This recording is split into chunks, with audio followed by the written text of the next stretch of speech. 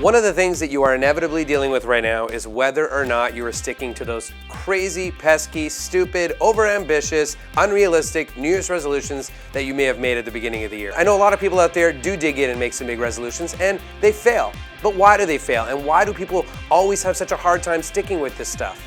And one of the more interesting characters of our world these days, Richard Branson, recently on his blog decided to address it. Now here's an interesting guy who's got a severe case of ADD, but he's also a multi-billionaire, one of the wealthiest and most powerful men in the world. So he's probably someone worth listening to.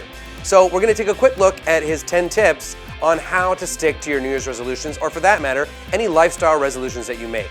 His first two actually tie in to each other. His first one, Richard Branson suggests that you should write down every single one of your goals, and his second one is carry a notebook. They kind of seem a little bit related. In terms of actually committing to things, definitely when you put things on paper, you feel a little bit more obligated to follow them up. His third and fourth points also relate to each other. One of the things he suggests is, find a listing pattern that works for you. Some people work well with a chart or some sort of board on their fridge or a list that sits on their nightstand or whatever it is that works for you, but find it and stick with it. But definitely make lists and keep track of things and give yourself some sort of an order, an itemized order to all these things or these little steps that lead to that big accomplishment. The biggest problem people have with some of these resolutions is making things seem unreachable, unattainable, and not manageable at all. So what Branson's really suggesting is keeping these kind of day-to-day tasks manageable. Target small goals along the way. Don't think too far down the line. The next couple that he has on his list are not exactly that different from the first few, but it's the one that comes after that, which is really most intriguing to me, is that he flips it on his head and says you should keep some sort of outlandish long-term goal for yourself. It may not be something as crazy as getting on the first plane to fly into outer space,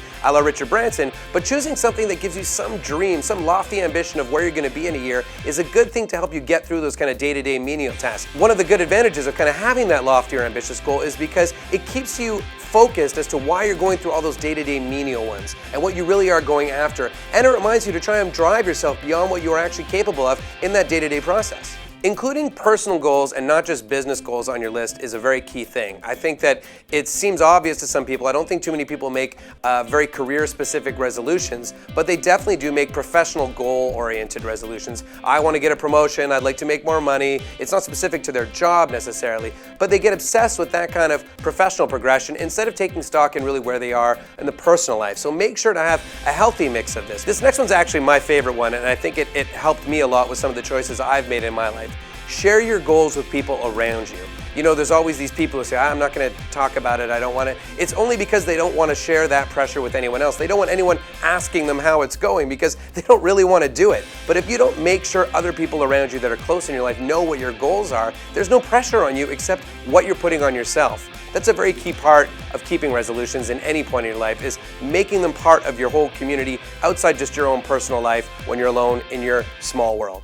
And the last one is kind of a bonus to yourself, but it is a key part of the resolution process, and that's celebrating your successes. That's part of the enjoyment, that's part of the pleasure, and it kind of breaks it up over time if you've got these little victories that you allow yourself to celebrate. It's a very key part of the process. All in all, I do believe that resolutions are a healthy thing. I don't think they should be locked into just New Year's Eve. I think having goals for yourself on a regular basis is key, but it is an interesting time of year to look at this process and why people fail, and taking stock in some tips from an expert can never hurt.